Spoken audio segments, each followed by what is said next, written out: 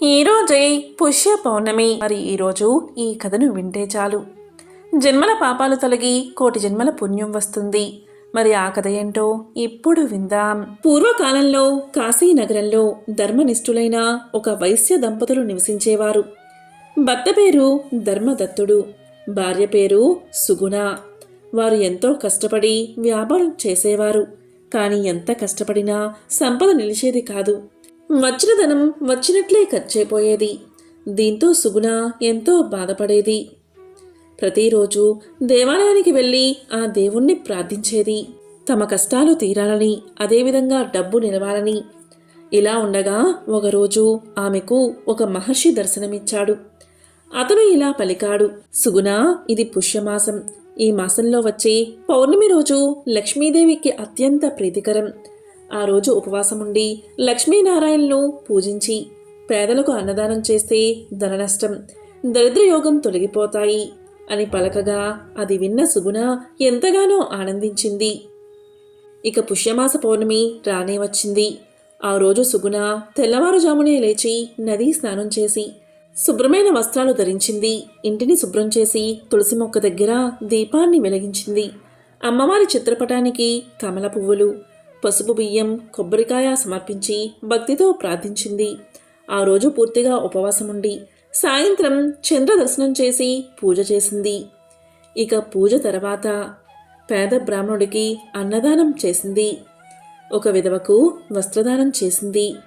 ఇలా ఉండగా ఆ సమయంలో ఒక వృద్ధురాలు వచ్చి ఆశీర్వదిస్తూ ఇలా పలికింది, అమ్మా, నీవు చేసింది సామాన్య వ్రతం కాదు, పుష్యమాస పౌర్ణమి వ్రతం. నీ ఇంట్లో లక్ష్మీదేవి నివసించేలా చేస్తుంది అని చెప్పి అదృశ్యం అయిపోయింది. ఇక ఆ రోజు రాత్రి పద్మావతికి స్వప్నంలో లక్ష్మీదేవి దర్శనమిచ్చింది.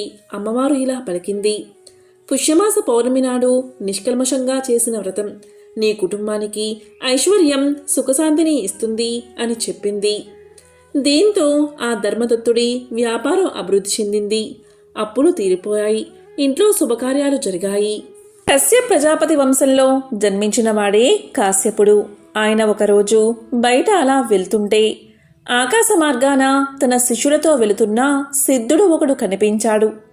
ఆ సిద్ధుడు త్రికాల వేది, విజ్ఞానం, లోకతత్వం బాగా తెలిసినవాడు. కశ్యపుడు ఆ సిద్ధుణ్ణి చూసి అతని తేజస్సుకు ఆశ్చర్యం చెంది అతనికి నమస్కారం చేసి ఇలా పలికాడు, నేను మిమ్మల్ని నా గురువుగా భావిస్తున్నాను. గురుదేవా, మీరు ఎవరు? నాకు మార్గాన్ని చూపించండి. నాకు ధర్మమేమిటో పూర్తిగా అర్థమయ్యేలా చెప్పండి అని కోరాడు. దానికి సిద్ధుడు ఇలా పలికాడు, నాయనా, ఈ శరీరం ధర్మశాస్త్రం కోసమే పుట్టింది. ధర్మం గురించి అవగాహన వల్ల లోకంలో ఏది ధర్మమో ఏది అధర్మమో తెలుస్తుంది. మన శరీరంలో ఆత్మ, మనస్సు ఉంటాయి. ఆత్మ మేలుకోరి ధర్మాచరణ కోసం శరీరాన్ని కాపాడుకోవాలి తప్ప శరీరంపై అస్సలు మోహం ఉండకూడదు. అలాగే ఆహారం, ఉపవాసం ఇవన్నీ ఎంతవరకు ఉండాలో అంతకు మించి ఉండకూడదు అని చెప్పాడు సిద్ధుడు. అలాగే ధర్మాన్ని బాగా ఆచరించిన వారు, ధర్మ మార్గంలో ఉన్నవాళ్ళు పుణ్యం చేస్తే స్వర్గం వస్తుంది. స్వర్గ సుఖాలు అనుభవించాక వారు సూర్యచంద్ర నక్షత్ర లోకాల్లో ఉంటారు. అక్కడి నుంచి భూమిపై పడుతూ ఉంటారు. ఈ శరీరంలో ఉన్న ఆత్మకు సుఖదుఖాలు తప్పవు. మన కర్తవ్యం ఒక్కటే, సుఖదుఖాలకు అతీతమైన మోక్ష మార్గాన్ని మనం అన్వేషించాలి. అందుకు యోగమే మార్గము. సుఖదుఖాలను ఏకకాలంలో వదిలిపెట్టాలి. ఇక ధర్మమేమో జీవన విధానంగా ఉండాలి, మోక్షమేమో ప్రధానం కావాలి. ధర్మం ప్రధానం కాదు, మోక్షమే ప్రధానం. అధర్మం ఆచరిస్తే మనకు కష్టాలు కలుగుతాయి. అధర్మం మన తపస్సును భంగం చేస్తుంది. కాబట్టి జీవన విధానంలో ధర్మం ఉండాలి. ధర్మం ఎందుకు ఆచరిస్తున్నాము అంటే మోక్షం కోసం అని బోధించాడు సిద్ధుడు. అది విన్న కశ్యపుడు ఇలా పలికాడు, స్వామి, యోగా మార్గాలు ఉన్నాయి కదా, తపస్సు చేసి ఆత్మదర్శనం చేయమని అంటారు. మరి ఆ విధానం ఎలాగో బోధించండి మహాత్మా అని కోరతాడు. దానికి సిద్ధుడు ఇలా చెప్తాడు, మన శరీరంలో మనసు ఎక్కడ నిలబడుతుందో మనసుని అక్కడే నిలబెట్టు. దాన్ని మరి ఎక్కడో నిలబెట్టే ప్రయత్నం చేయవద్దు. అలా కదల్చకుండా మనసుని ఎక్కడైతే పెడతావో దానికి అప్పుడు అన్వేషణ గురించి చెప్పు. అంటే ఆత్మ ఎక్కడ ఉందో తెలుసుకోమని మనసుతో చెప్పు. ఆ ఆత్మను వెతుకుతూ ఆ మనస్సు దాన్ని పొందలేకపోతుంది. ఈ విషయం అర్థం కావాలంటే ఈ కథ విను అంటూ సిద్ధుడు ఇలా చెప్పడం ప్రారంభించాడు. ఒక బ్రహ్మ రాక్షసుడు ఉండేవాడు. అతనికి దొరకక ఒక బ్రాహ్మణుడు దొరికాడు. ఆ బ్రాహ్మణుణ్ణి పట్టుకుని ఆ బ్రహ్మ రాక్షసుడు ఇలా పలికాడు. ఓరి బ్రాహ్మణుడా, నీవు గడియకు నాకేదైనా పని చెప్పాలి. నీవు నాకు చేతినిండా పని చెప్పు. అలాగైతే నేనెప్పుడూ నిన్ను సేవిస్తూ ఉంటాను. నాకు ఎప్పుడైతే నువ్వు పని చెప్పలేకపోతావో వెంటనే నిన్ను ఆ క్షణమే తినేస్తాను అని చెప్పాడు బ్రహ్మరాక్షసుడు. వెంటనే బ్రహ్మరాక్షసుడు నాకు పని చెప్పు అన్నాడు. ఇక బ్రాహ్మణుడు వీడు ఏం చేస్తాడులే అని ఆ బ్రాహ్మణుడు ఇలా అన్నాడు. నాకు కాశీ నుంచి గంగను తీసుకురా అన్నాడు. మరుక్షణమే ఆ బ్రహ్మ రాక్షసుడు కాశీ నుంచి అరక్షణంలో గంగను తీసుకొచ్చాడు. ఇక బ్రాహ్మణుడు మళ్ళీ ఇలా పలికాడు. నాకు పదార్థాలు లేవు, అగ్నిహోత్రం లేదు, బ్రహ్మాండమైన భోజనం కూడా లేదు అనగానే క్షణంలో భోజనం వచ్చేసింది. బ్రాహ్మణుడికి కావలసిన అన్నీ కూడా సమకూరాయి. ఏ పని చెప్పినా వాడు క్షణంలో చేసేస్తున్నాడు. ఆ బ్రహ్మ రాక్షసుడికి పని చెప్పకపోతే తన్ని తినేస్తాడు. ఇక బ్రాహ్మణుడికి ఏ పని చెప్పాలో తోచలేదు. ఒకవైపు తినేస్తాడేమో అని భయం. అతి భయంకరంగా ఉన్నాడు వాడు. ఇక ఆ బ్రహ్మ రాక్షసుడికి పని చెప్పలేక పారిపోతూ ఉంటాడు బ్రాహ్మణుడు. అలా పోతూ ఉంటే ఒక పెద్ద అడవి కనబడింది. వెంటనే బ్రహ్మరాక్షసుడు బ్రాహ్మణుడు ముందుకు వచ్చి పని చెప్పమన్నాడు. ఇక ఏం చెప్పాలో తెలియక ఆ అరణ్యంలోని చెట్లన్నీ నరికేమన్నాడు బ్రాహ్మణుడు. వెంటనే బ్రహ్మరాక్షసుడు క్షణకాలంలో అరణ్యాన్ని నరికేశాడు. నేలంతా చదును చెయ్యి అన్నాడు బ్రాహ్మణుడు. అరగడియలో అలా చేసి వచ్చాడు బ్రహ్మ రాక్షసుడు. అక్కడ ఒక పట్టణ నిర్మాణం చెయ్యమంటే వెంటనే అక్కడ పట్టణ నిర్మాణం చేశాడు బ్రహ్మ రాక్షసుడు. ఇలా చెప్తే అలా చేసేస్తున్నాడు. ఇక బ్రాహ్మణుడు ఈ పట్టణానికి దగ్గరలో ఒక నది, ఒక చెరువును నిర్మించు అనగానే క్షణంలో అది కూడా చేసేశాడు. మళ్ళీ వచ్చి పని చెప్పమన్నాడు బ్రహ్మ రాక్షసుడు. ఇక బ్రాహ్మణుడు చేసేది లేక మళ్ళీ పారిపోవడం మొదలుపెట్టాడు. అలా బ్రాహ్మణుడు పారిపోతూ వీడికి ఏ పని చెప్పినా చేసేస్తున్నాడు. తెలివిగా ఏదైనా చేయలేని పని వీడికి చెప్పాలి అనుకుని ఆలోచించుకుని ఒక ఆలోచన తట్టగానే అక్కడ ఒక తాడి చెట్టును చూసి ఇలా పలికాడు. ఓ రాక్షసుడా, ఈ తాడి చెట్టును చూసావు కదా, ఎంత పొడవుగా ఉందో. ఈ తాడి చెట్టు నన్నెంతో ఆశ్చర్యానికి గురిచేసింది. కాబట్టి నువ్వు ఈ చెట్టు కింద నుంచి పైకి, పైనుంచి కిందకు దిగుతూ ఉండు. ఈ విధంగా మళ్ళీ పైకెక్కి మళ్ళీ కిందకు దిగు, మళ్ళీ కింద నుంచి పైకెక్కు అని చెప్పి నేను వద్దు అనే వరకు ఇలా చేస్తూనే ఉండు అన్నాడు. ఇది తప్ప నువ్వేం పని చెయ్యకు అన్నాడు. బ్రహ్మరాక్షసుడు వెంటనే బ్రాహ్మణుడు చెప్పిన విధంగా చెట్టు పైనుంచి కిందకి, కింద నుంచి పైకి ఎక్కుతూ ఉన్నాడు. ఇలా కొంతసేపు గడిచిన తర్వాత, బాబోయ్ నన్ను రక్షించు, ఈ తాటి చెట్టు నుంచి నన్ను వదిలిపెట్టు. ఇక నువ్వు స్మరిస్తేనే వస్తాను, నిన్ను చంపను, నీ జోలికి రాను అని వెళ్ళిపోయాడు. కాబట్టి అపరిమితమైన వారికి అంతులేని పని చెప్పాలి.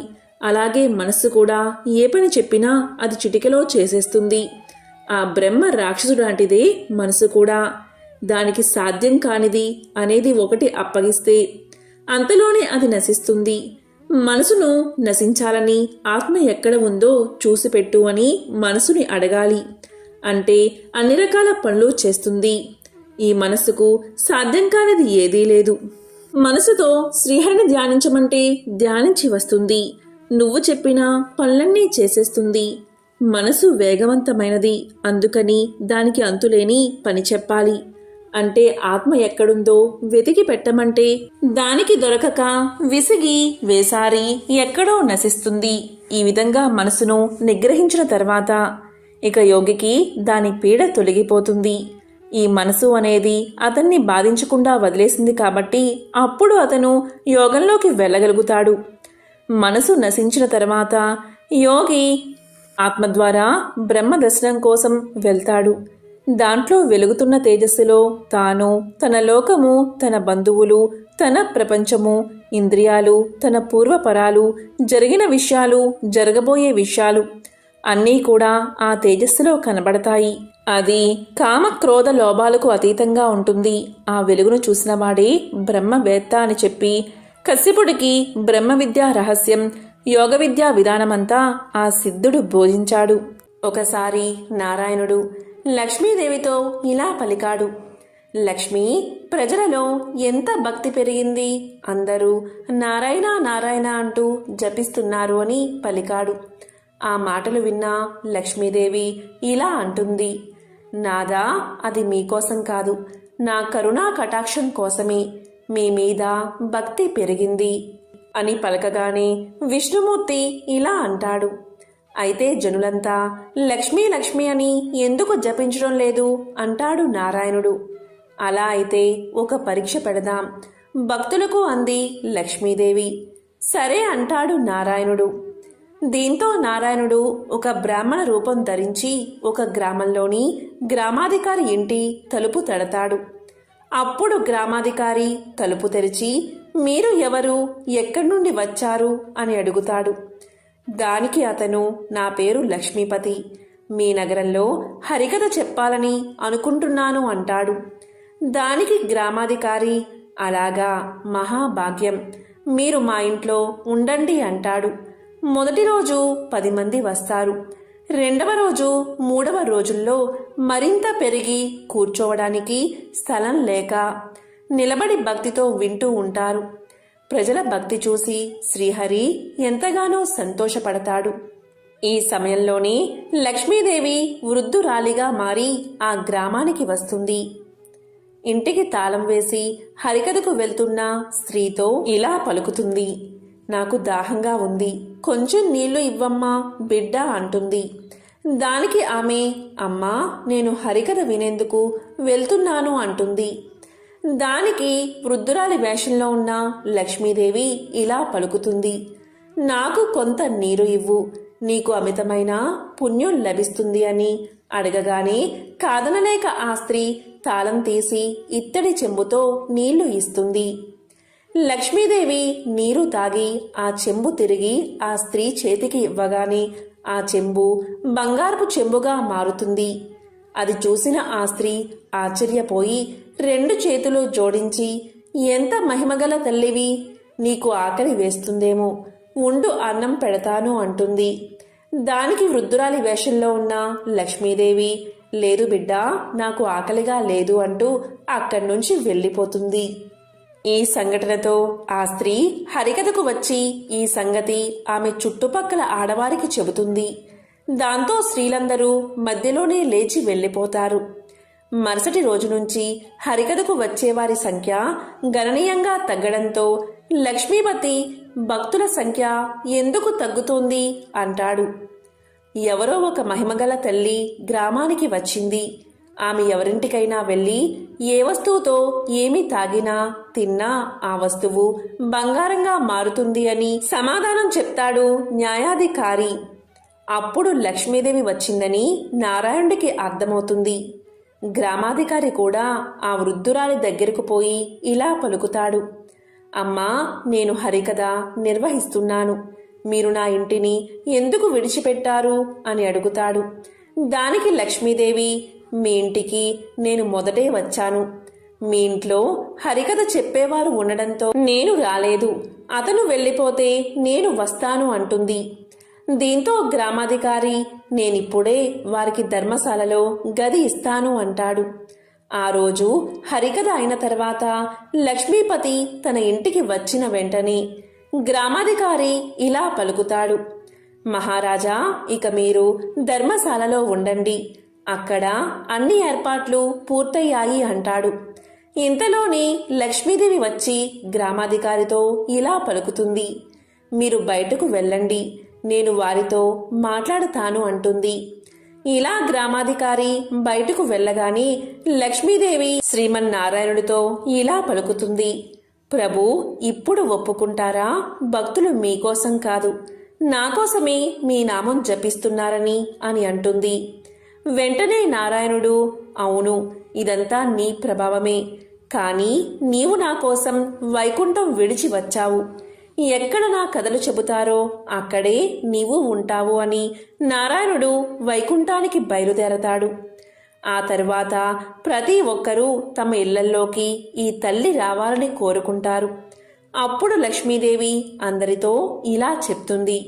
నేను కూడా వెళ్తున్నా. నారాయణుడు ఎక్కడ ఉంటే అక్కడే నా నివాసం. మీరు నారాయణుణ్ణి పంపించారు, అందుకే నేను కూడా ఆయన దగ్గరకే వెళ్ళిపోతున్నాను అని వైకుంఠం చేరుకుంటుంది లక్ష్మీదేవి.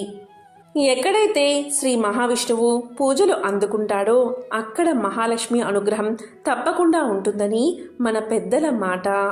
ఒకానొకసారి వైకుంఠంలో ఉన్న లక్ష్మీదేవి దగ్గరకు శని భగవానుడు వస్తాడు. వారిద్దరి మధ్య ఒక వాగ్వాదం జరుగుతుంది. వారిద్దరూ నేను గొప్ప అంటే కాదు, నేనే గొప్ప అని వాదులాడుకోవడం మొదలుపెట్టారు. వీరిద్దరి వాదన విన్న శ్రీ మహావిష్ణువు ఒక సలహా ఇచ్చాడు. విష్ణు భగవానుడు ఇలా అంటున్నాడు, మీరిద్దరూ కూడా భూలోకానికి వెళ్ళండి.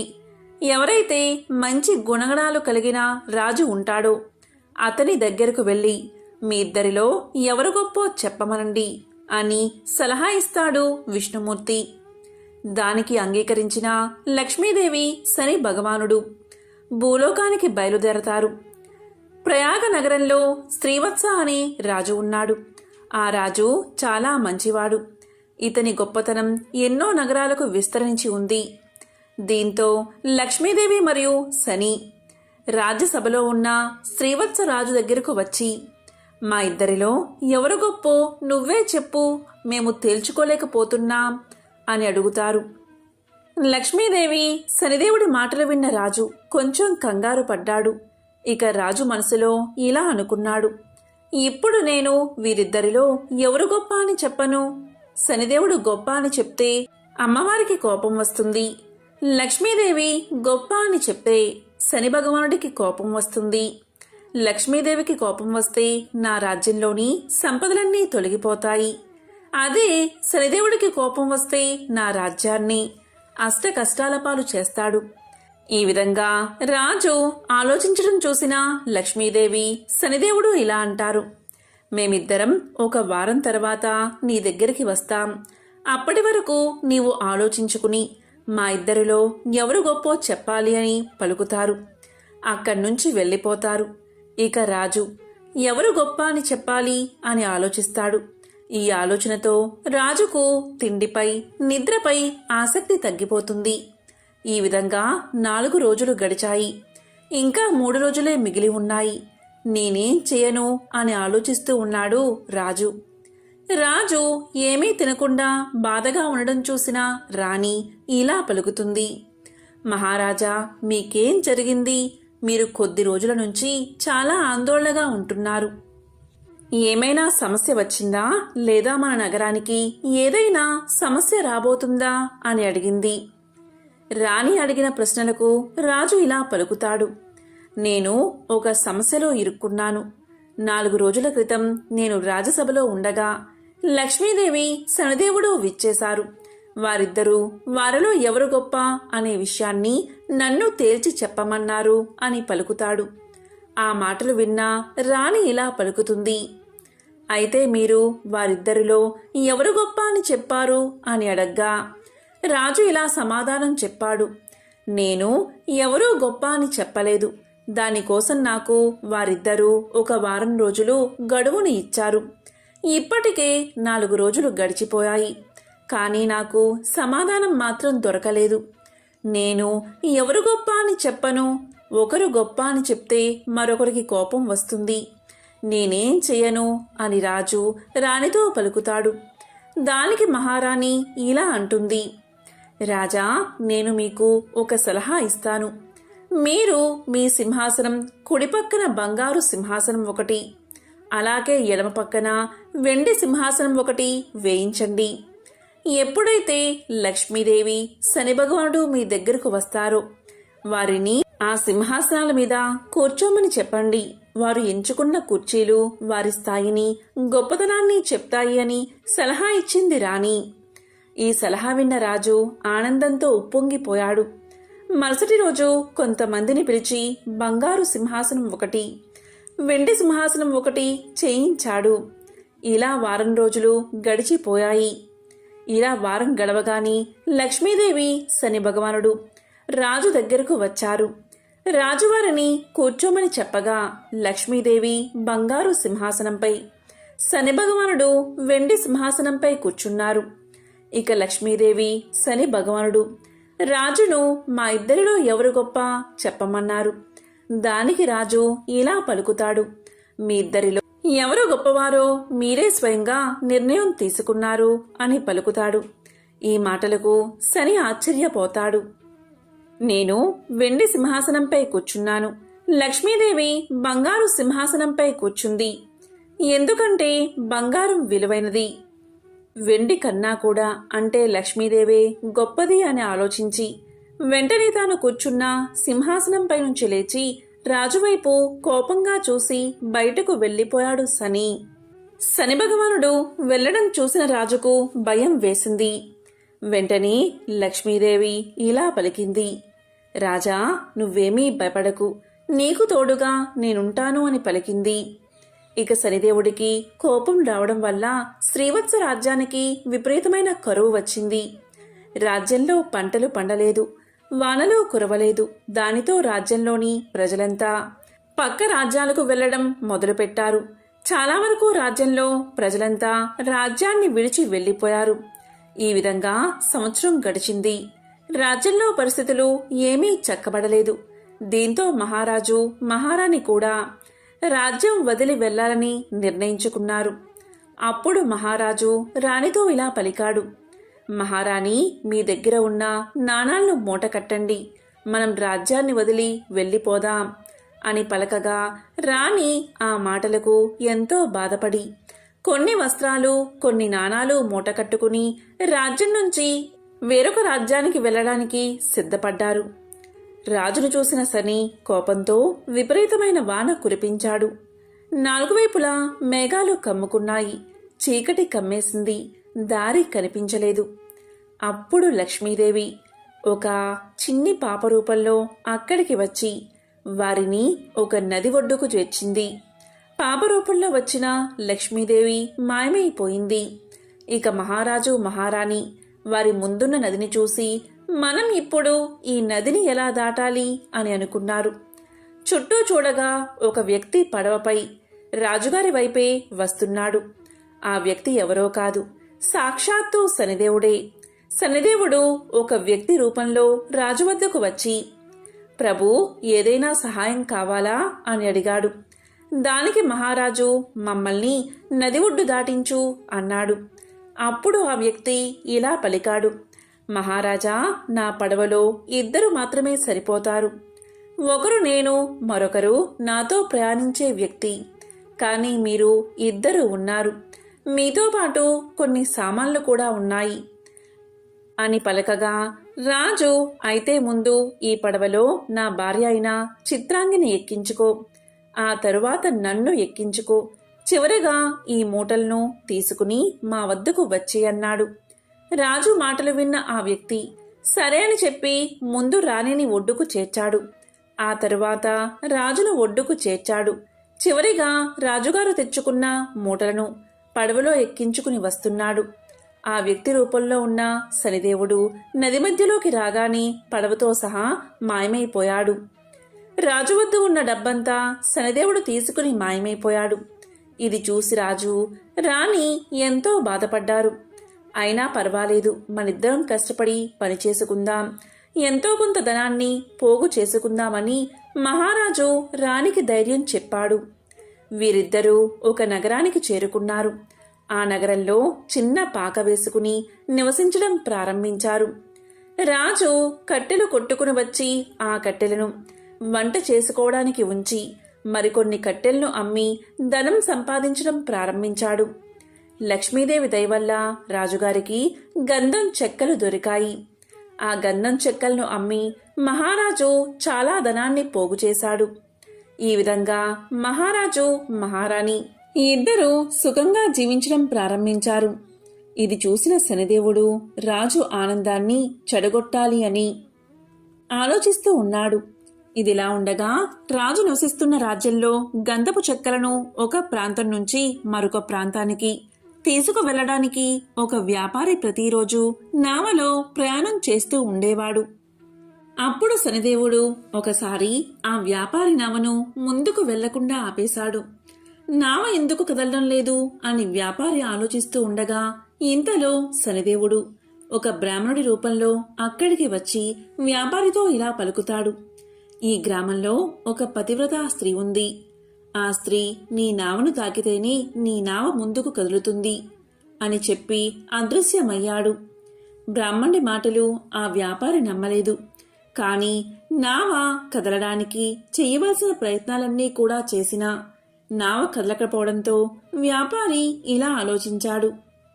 ఎన్ని ప్రయత్నాలు చేసినా నా నావ కదలడం లేదు. నిజంగా ఆ బ్రాహ్మణుడు చెప్పినట్లుగా ఈ రాజ్యంలో ఉన్న పతివ్రతా స్త్రీ నా నావను తాకితేనే నా నావ ముందుకు కదులుతుందేమో చూద్దామని అనుకుంటాడు. వెంటనే అక్కడ ఉన్న కొంతమంది స్త్రీలను పిలిచి ఇలా అంటాడు. చూడండి, మీలో ఎవరైతే పతివ్రత అయిన స్త్రీ ఉంటారో వారు నా నావను తాకండి, అప్పుడే నా నావ ముందుకు సాగుతుంది అంటాడు. ఆ మాటలు విన్న స్త్రీలంతా ముందుకు వచ్చి నావను తాకుతారు. ఇంతలో ఒక స్త్రీ వెళ్లి రాణి చిత్రాంగినికి నావ విషయం చెప్తుంది. అయితే రాణి నేను రాను అని సమాధానం చెప్తుంది. ఎందుకంటే ఆ సమయంలో ఆమె భర్త ఇంట్లో లేడు. ఆయన వచ్చే సమయానికి ఆమె ఇంట్లో లేకపోతే బాధపడతాడని ఆమె అలా చెప్తుంది. రాజ్యంలో ఉన్న స్త్రీలంతా నావను తాకడానికి వచ్చి నావను తాకినా సరే ఆ నావ ముందుకు కదలదు. అప్పుడు ఒక స్త్రీ వ్యాపారితో ఇలా పలుకుతుంది. రాజ్యంలో ఉన్న స్త్రీలంతా అయిపోయారు, కానీ ఒక్క స్త్రీ మాత్రం మిగిలి ఉంది. ఆమె రమ్మన్నా రావడం లేదు. తన భర్త వస్తే కాని ఇల్లు కదలను అని చెప్తుంది అని చెప్పగా వెంటనే వ్యాపారి దయచేసి మీరు ఒకసారి ఆమె వద్దకు వెళ్లి మళ్ళీ ఈ విషయం గురించి చెప్పండి అంటాడు. ఇక ఆ స్త్రీ రాణి చిత్రాంగిని దగ్గరకు వెళ్లి నావ దగ్గరకు నీ ఒక్కదానివే రాలేదు, నువ్వు తాకితే కాని ఆ నావ కదిలేలా లేదు అని పలుకుతుంది. అప్పుడే వచ్చిన మహారాజు ఈ మాటలు విని రాణితో ఇలా పలుకుతాడు. ప్రజలు కష్టంలో ఉంటే చూస్తూ ఊరుకోకూడదు. ప్రజలు కష్టంలో ఉంటే సహాయం చెయ్యాలి అని రాజు రాణికి నచ్చచెప్పి నావ దగ్గరికి తీసుకెళ్తాడు. నావలో ఉన్న వ్యాపారి మహారాణి యొక్క అందానికి ముగ్ధుడై ఆమెను తనతో తీసుకెళ్లాలి అనుకుంటాడు. తీరా ఆమె నావపై చెయ్యి వేయగానే నావ కదులుతుంది. అది చూసి రాజు, వ్యాపారి, అక్కడ ఉన్నవారంతా ఆశ్చర్యపోతారు. కొంత సమయానికి ప్రజలు అక్కడి నుంచి వెళ్లిపోతారు. రాజు, రాణి, వ్యాపారి మాత్రం అక్కడే ఉంటారు. వ్యాపారి వారికి కృతజ్ఞతలు చెప్తాడు. కాని వెంటనే రాణిని తన చేదెక్కించుకోవాలి అనే ఆలోచనతో రాజును వెనక్కి తోసేసి రాణిని నావలో ఎక్కించుకుని చాలా దూరం వెళ్లిపోతాడు. రాజు చూసేసరికి నావ కదిలిపోతుంది. దీంతో చిత్రాంగిని సూర్యభగవానుణ్ణి ఇలా ప్రార్థిస్తుంది. స్వామి, నాకు కురూపితనాన్ని ఇవ్వు.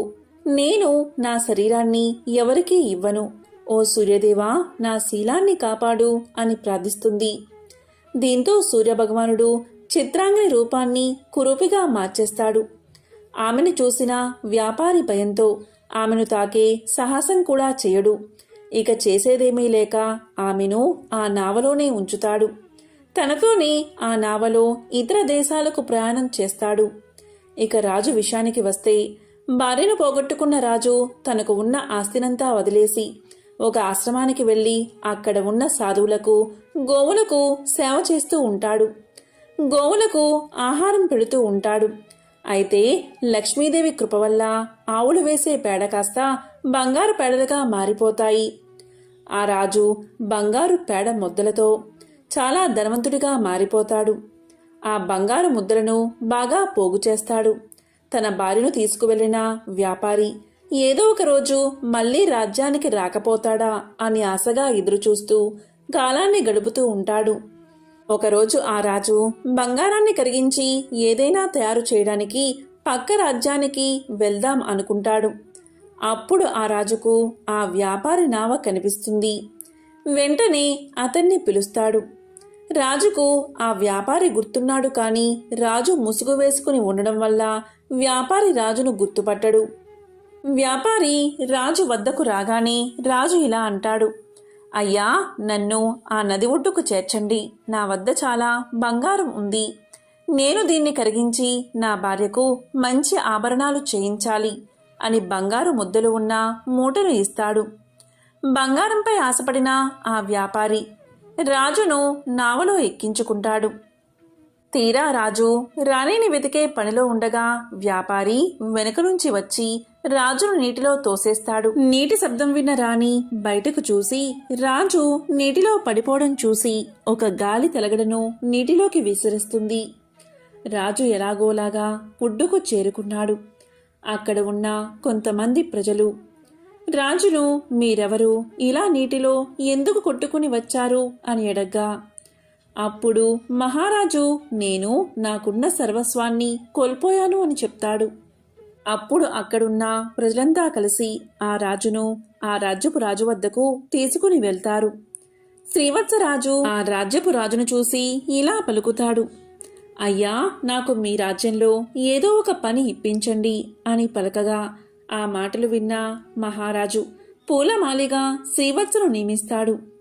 ఆ మహారాజు అంటే శ్రీవత్సరాజు పూలమాలిగా ఉంటూ చుట్టూ ఉన్న పూల మొక్కలను అందంగా పెంచడం ప్రారంభించాడు. మహారాజుకు ఒక కూతురు ఉంది. ఆమె అలంకరణ కోసం తోటల నుంచి కొన్ని పువ్వులను దండగా గుచ్చి ఆమెకు పంపేవారు. అయితే ఒకరోజు రాజుగారి కూతురు చిలకత్తెలతో ఇలా పలుకుతుంది: ఈ మధ్య నాకు వచ్చే పూలమాలలు ఎంతో అందంగా ఉంటున్నాయి. ఎవరు వీటిని ఇంత అందంగా కడుతున్నారు అని అడుగుతుంది. దానికి చెలికత్తే, మహారాణి గారు, రాజుగారు కొత్తగా ఒక పూలమాలని ఏర్పాటు చేశారు.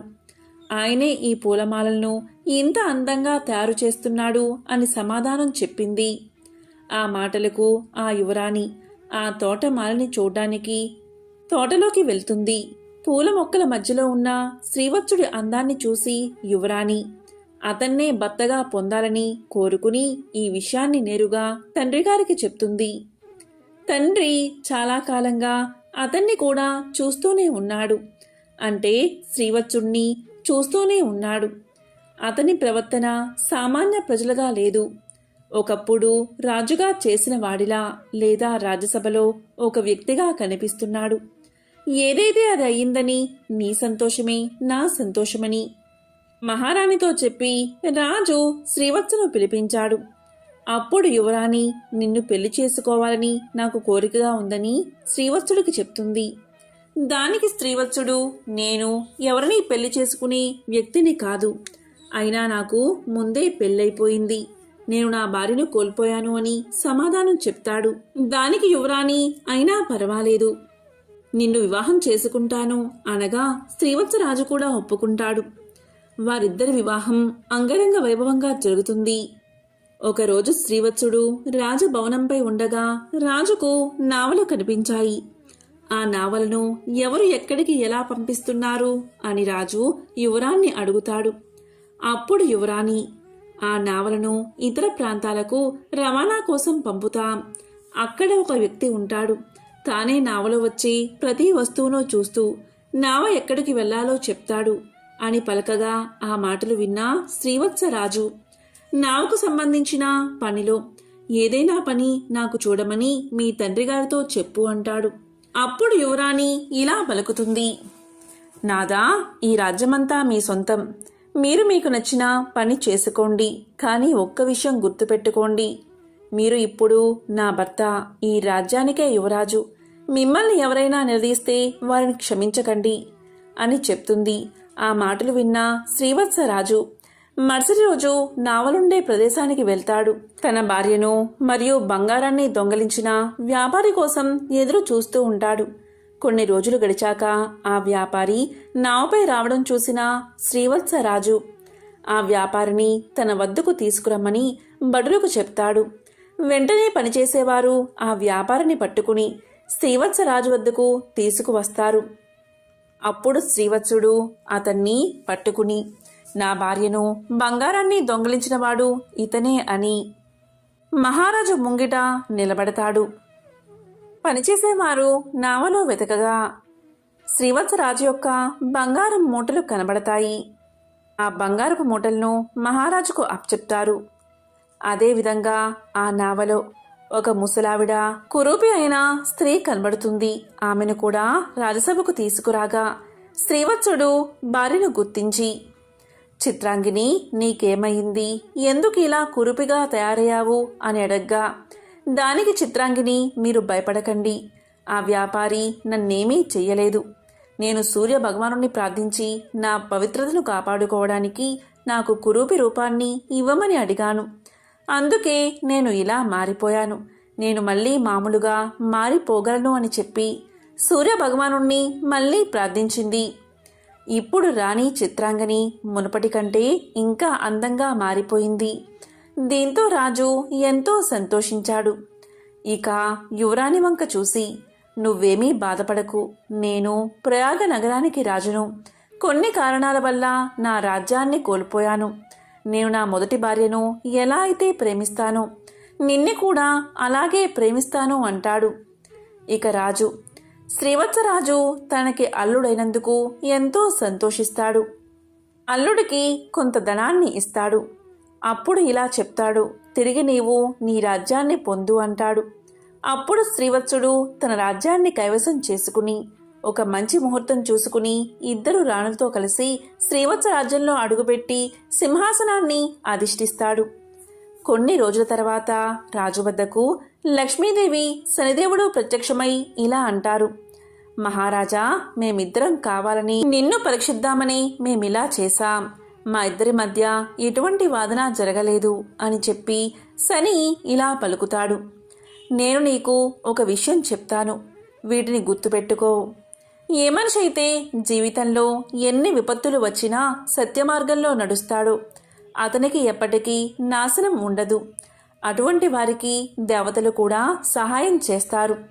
అలాగే ఏ మనిషి అయితే అబద్ధాలు ఆడతాడో, తన వ్యసనాల కోసం ఇతరులు వాడుకుంటాడో అటువంటి వాడు ముందు సుఖాలు అనుభవించినా నా ప్రభావంతో కష్టాలు అనుభవించేలా నేను చేస్తాను.